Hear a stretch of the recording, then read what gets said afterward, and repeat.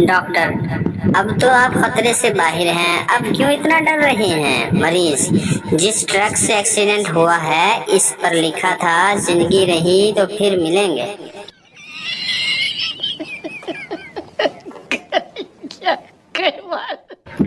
दानिश नया नया डॉक्टर बना।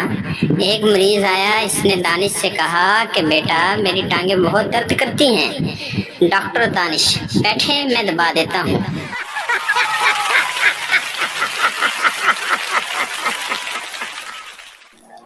डॉक्टर मरीज से, तुम कितनी रोटियां खाते हो? मोटा आदमी, 10 पराठे और 6 कप चाय। डॉक्टर, आज से तुम 2 पराठे और 1 कप चाय पियोगे। मोटा आदमी, ये खुराक नाश्ते से पहले खानी है या बाद में?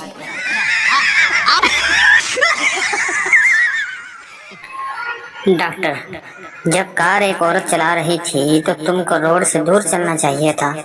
मरीज, कौन सा रोड? मैं तो पार्क में लेटा हुआ था।